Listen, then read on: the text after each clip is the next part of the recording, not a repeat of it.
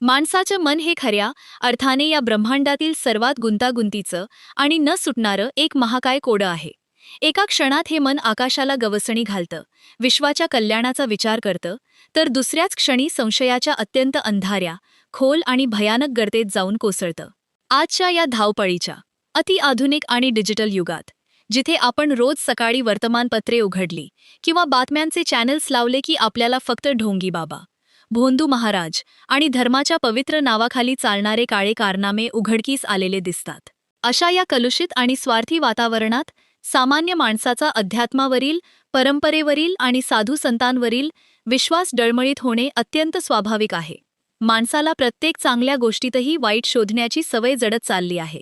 पण अशा या अविश्वासाच्या आणि संशयाच्या काळातही, जेव्हा लाखो भाविकांचा अथांग जनसागर, ऊन, पाऊस, वारा, चिखल कशाचीही तमा न बाळगता सावळ्या विठ्ठलाच्या ओढीने पंढरपूरच्या दिशेने पायी मार्गक्रमण करत असतो, तेव्हा ती एक अलौकिक ऊर्जा असते. वारी म्हणजे केवळ शेकडो किलोमीटर पायी चालण्याची एक शारीरिक कृती नाही, तर तो एक जिवंत आणि स्पंदित करणारा अनुभव आहे. जिथे माणूस आपला अहंकार, आपला मोठेपणा, आपली जातपात विसरून माऊलींच्या भक्तीत लीन होतो, तो म्हणजे वारीचा सोहळा.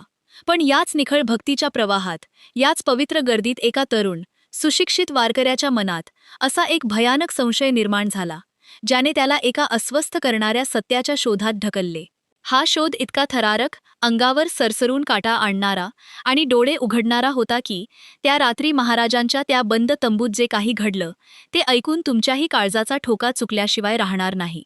मानवी स्वभावाबद्दलचा, भक्तीबद्दलचा आणि तुमच्या आजवरच्या दृष्टिकोनाला मुळासकट हादरवून टाकणारी ही एक अंगावर येणारी सत्य घटना आहे. ही घटना सुरू होते तेव्हा संत तुकाराम महाराजांची आणि संत ज्ञानेश्वर माऊलींची पालखी पुण्यातून प्रस्थान ठेवून सासवडच्या दिशेने अत्यंत डावलात मार्गक्रमण करत होती. लाखो वारकरी, खांद्यावर उंचावलेल्या भगव्या पताका, डोक्यावर तुळशी वृंदावन, शेकडो दिंड्या आणि मुक्कामासाठी उभारले जाणारे असंख्य तंबू, यामुळे संपूर्ण परिसर एका वेगळ्याच अलौकिक चैतन्याने भारून गेला होता. टाळ मृदुंगाचा गजर आणि ज्ञानबा तुकारामच्या अखंड जयघोषाने संपूर्ण आसमंत दुमदुमून गेला होता. आकाशातून पाऊस पडत होता आणि जमिनीवरून भक्तीचा महापूर वाहत होता. याच अथांग गर्दीत एका अत्यंत मोठ्या आणि मानाच्या दिंडीचे प्रमुख असणारे एक महाराज होते. हे महाराज म्हणजे त्यांच्या दिंडीतील हजारो वारकऱ्यांचे सर्वोच्च श्रद्धास्थान. त्यांच्या चेहऱ्यावर कमालीचे, एखाद्या तेजस्वी सूर्यासारखे तेज होते. त्यांच्या वाणीत अफाट गोडवा आणि डोळ्यांत एक वेगळीच, जणू सगळं काही जिंकून घेतल्यासारखी अथांग शांतता होती.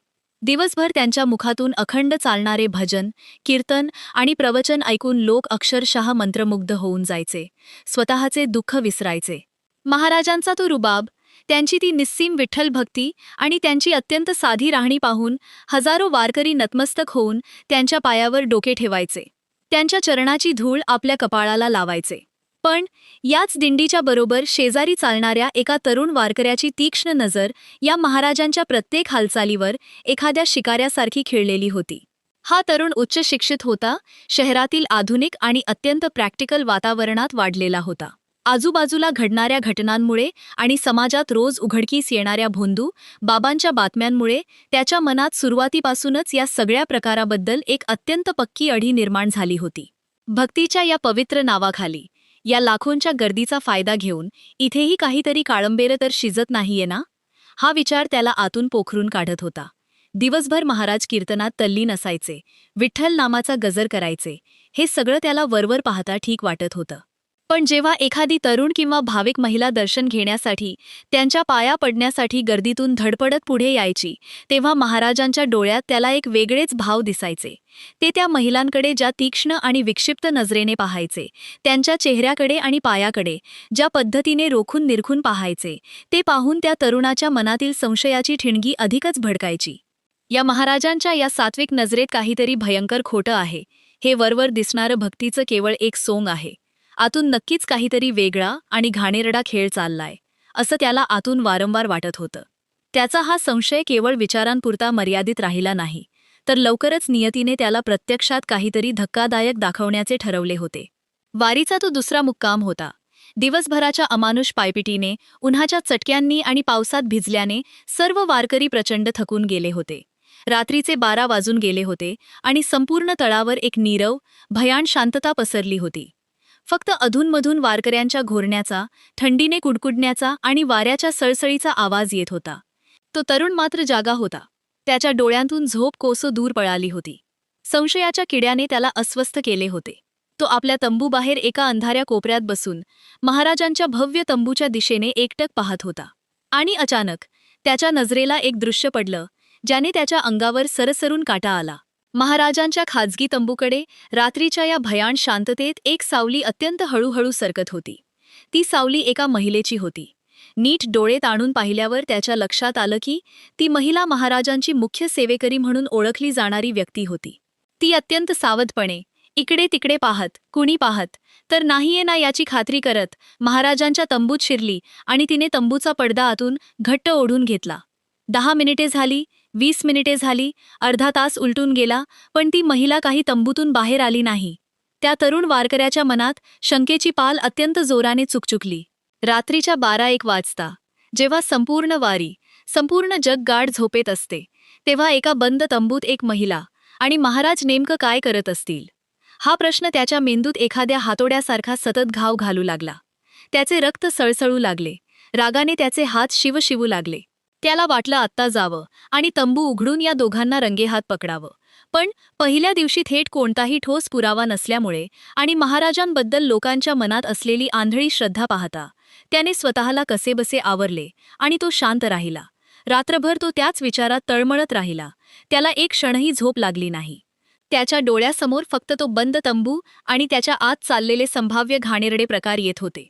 दुसऱ्या दिवशी सकाळी सूर्योदयासोबत विठ्ठलाच्या जयघोषात वारीने पुढचे मार्गक्रमण करायला सुरुवात केली. आजचा रस्ता अत्यंत कठीण होता. वारकऱ्यांनी अत्यंत अवघड असा घाट पार करायला सुरुवात केली होती. पण त्या तरुण वारकऱ्याचे लक्ष ना माऊलींच्या भजनात होते, ना आजूबाजूच्या निसर्गरम्य आणि नयनरम्य वातावरणात. त्याचे डोळे फक्त आणि फक्त महाराजांच्या मागावर होते. तो प्रत्येक क्षणी महाराजांना स्कॅन करत होता. घाटाच्या प्रवासात महाराजांच्या हालचाली त्याला आणखीनच विचित्र आणि संशयास्पद वाटू लागल्या.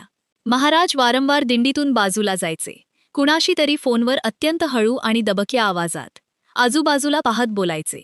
वाटेत भेटणाऱ्या महिला वारकऱ्यांकडे ते अत्यंत गूढ आणि तपासल्यासारख्या नजरेने पाहत होते. त्यांच्या चेहऱ्यावर एक अनाकलनीय तणाव, घाई आणि एक प्रकारची धास्ती स्पष्ट दिसत होती. जणू काही रात्रीच्या काळोखात घडणाऱ्या एखाद्या भयंकर गोष्टींची ते दिवसभर तयारी करत असावेत, असा पक्का समज त्या तरुणाचा झाला. त्या दिवशी रात्री वारीचा मुक्काम एका विस्तीर्ण आणि खुल्या मैदानावर पडला होता. त्या तरुण वारकऱ्याने मनाशी पक्का निश्चय केला होता की आज रात्री काहीही झालं तरी डोळ्याला डोळा लावायचा नाही. आज रात्री महाराजांवर करडी नजर ठेवायचीच आणि या ढोंगाचा छडा लावायचाच, हे त्याने ठरवून टाकलं होतं. रात्रीचे 12:30 वाजले. टाळ मृदुंगाचा निनाद केव्हाच शांत झाला होता. संपूर्ण मैदान गाढ झोपेत होतं. आणि अचानक कालच्या सारखीच एक सावली महाराजांच्या तंबूच्या दिशेने जाताना दिसली. त्या तरुणाने डोळे विस्फारून पाहिलं. पण यावेळी त्याला कालच्यापेक्षाही मोठा, अत्यंत जबर धक्का बसला. काल रात्री जी सेवेकरी महिला तंबूत गेली होती, ती आज नव्हती. आज रात्रीच्या अंधारात अत्यंत सावधपणे आजूबाजूला नजर ठेवत चक्क एक दुसरीच अनोळखी महिला महाराजांच्या तंबूत शिरली. तो वारकरी पूर्णपणे चक्रावून गेला. त्याचा स्वतःच्या डोळ्यांवर विश्वास बसेना. काल एक बाई होती, आज ही दुसरीच महिला. रात्रीच्या या भयाण अंधारात जेव्हा संपूर्ण जग झोपलेलं असतं, तेव्हा या वेगवेगळ्या महिला महाराजांसोबत बंद तंबूत का जातात? त्या पडद्याआड नक्की कोणता भयंकर आणि किळसवाणा खेळ चालतोय? त्याच्या मनात भयंकर विचार येऊ लागले. त्याच्या डोक्याची नस फाटण्याची वेळ आली होती. भक्तीच्या नावाखाली चाललेला हा वासनेचा बाजार उधळून लावावा, आत्ताच्या आत्ता जाऊन त्या तंबूत घुसून सगळ्यांना रंगेहात पकडावे असे त्याला तीव्रतेने वाटत होते. पण तो मोठ्या मुश्किलीने संयम राखून होता. खरी खळबळ तर तिसऱ्या रात्री उडणार होती. सलग 2 रात्री 2 वेगवेगळ्या महिलांना तंबूत जाताना पाहून त्या वारकऱ्याचा संयम आता सुटत चालला होता. तिसऱ्या दिवशी वारी पुन्हा पुढे निघाली. महाराज नेहमीप्रमाणे अत्यंत भक्तिभावात वावरत होते. जणू काही काल रात्री काही घडलंच नाही.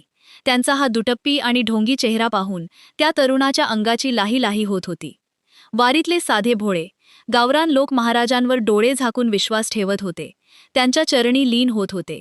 त्यांच्या पायावर डोके ठेवून रडत होते. पण त्या तरुणाला आता खात्री पटली होती की या भक्तीच्या पवित्र मुखवट्याखाली वासनेचा, फसवणुकीचा आणि लोकांच्या अंधश्रद्धेचा फायदा घेण्याचा एक अत्यंत भयंकर खेळ सुरू आहे. तिसऱ्या रात्री वारीचा मुक्काम पडला तेव्हा घड्याळात रात्रीचा 1 वाजला होता. तो तरुण आज पूर्ण तयारीत होता. तो महाराजांच्या तंबूच्या अगदी जवळ असणाऱ्या एका झाडाच्या आडोशाला अंधारात लपून बसला होता. त्याच्या अपेक्षेप्रमाणे आज पुन्हा एकदा एक तिसरीच महिला अत्यंत चोरट्या पावलांनी महाराजांच्या तंबूत जाताना दिसली. तंबूच्या आतून एक अत्यंत अस्पष्ट आणि अंधुक असा दिव्याचा प्रकाश बाहेर येत होता. तंबूच्या पडद्यावर आतल्या माणसांच्या फक्त सावल्या हलताना दिसत होत्या. त्या तरुणाच्या मनात विचार आला की आताच ओरडून संपूर्ण वारीला जागे करावे आणि या भोंदू बाबाचे सत्य सर्वांसमोर आणावे. पण दुसऱ्याच क्षणी त्याला जाणीव झाली की लोकांचा महाराजांवर असलेला अंधविश्वास इतका प्रबळ आहे की जर त्याने विनापुरावा आरोप केला तर हीच भोळीभाबडी जनता महाराजांच्या रक्षणासाठी त्यालाच मारून संपवेल. नाही, मला भक्कम पुरावा हवा आहे. पुराव्यासहित या बाबाचा पर्दाफाश करावाच लागेल, तेव्हाच या लोकांचे डोळे उघडतील, असा ठाम निश्चय त्याने केला. त्याने ठरवले की उद्या चौथ्या रात्री तो थेट आपला मोबाईल कॅमेरा घेऊनच तंबूत घुसणार आणि रंगेहात सगळं रेकॉर्ड करून या ढोंगाचा कायमचा अंत करणार. आणि अखेर तो चौथा दिवस उजाडला. तिसरी रात्र त्याने कशीबशी अस्वस्थतेत, रागात आणि सुडाच्या भावनेत काढली होती. तो चौथा दिवस त्याच्यासाठी एखाद्या मोठ्या युद्धाच्या तयारीसारखा होता. तो आज जे करणार होता त्याने अख्ख्या महाराष्ट्राला एका रात्रीत सर्वात मोठा धक्का बसणार होता. वारी आता बरीच पुढे निघून आली होती. हा त्यांचा 4था-5वा मुक्काम होता. ती रात्र हळूहळू गडद होऊ लागली. आज तो तरुण वारकरी पूर्ण तयारीनिशी होता. त्याच्या छातीत प्रचंड धडधड होत होती. काळीत सावरून तो महाराजांच्या तंबूच्या अगदी शेजारी श्वास रोखून दबा धरून बसला होता. खिशात मोबाईल रेकॉर्डिंगसाठी तयार होता. रात्रीचे ठीक 12:30 वाजले. आजूबाजूला फक्त हजारो वारकऱ्यांच्या शांत श्वासोच्छवासाचा आणि घोरण्याचा आवाज येत होता. आणि तेवढ्यात अंधारातून एक सावली पुन्हा तंबूच्या दिशेने सरकू लागली. त्या तरुणाने डोळे बारीक करून त्या सावलीकडे पाहिलं आणि त्याला स्वतःच्या डोळ्यांवर विश्वासच बसेना. त्याच्या पायाखालची जमीनच सरकली, मेंदू काही क्षणांसाठी सुन्न झाला. ती सावली कोणत्याही तरुण महिलेची किंवा सेवेकरी महिलेची नव्हती, तर ती चक्क एका 70 पार केलेल्या वृद्ध आजीची होती. चेहऱ्यावर सुरकुत्या, कमरेतून पूर्ण वाकलेली, हातात काठी टेकवत अत्यंत हळू आणि चोरट्या पावलांनी ती 70 वर्षांची वृद्ध आजी महाराजांच्या खाजगी तंबूत शिरली. हे पाहताच त्या तरुणाच्या तळपायाची आग थेट मस्तकात गेली. तो थक्क झाला, सुन्न झाला आणि रागाने लालबुंद झाला. अरे, या नीच आणि नराधम बाबाने एका 70 वर्षांच्या आजीलाही सोडलं नाही. वारीच्या, भक्तीच्या आणि परंपरेच्या नावाखाली हा कसला अत्यंत भयंकर आणि घृणास्पद प्रकार सुरू आहे. आता एक सेकंदही बाहेर थांबण्यात अर्थ नव्हता.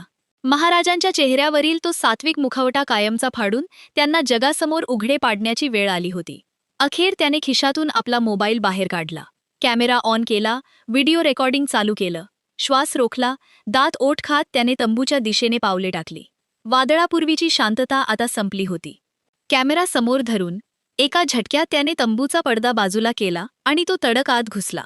तो जसा रागाने आणि त्वेषाने कॅमेरा घेऊन आत घुसला तसा महाराजांसह आत बसलेले सगळे लोक अचानक दचकले.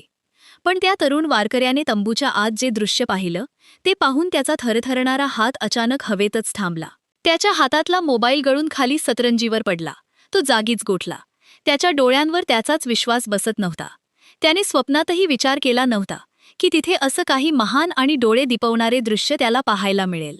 तिथे कोणताही वाईट, घृणास्पद किंवा लाजिरवाणा प्रकार सुरू नव्हता. तंबूच्या मधोमध एका साध्या सतरंजीवर महाराज बसले होते. त्यांच्यासोबत दिंडीचे अजून 4 ते 5 प्रमुख पुरुष व्यवस्थापक वर्तुळाकार बसले होते. आणि त्यांच्याच बाजूला ती 5 मिनिटांपूर्वी आत गेलेली 70 वर्षांची वृद्ध आजी अत्यंत आदराने आणि शांतपणे बसली होती. तंबूच्या एका कोपऱ्यात एक मोठा बॉक्स उघडा ठेवलेला होता.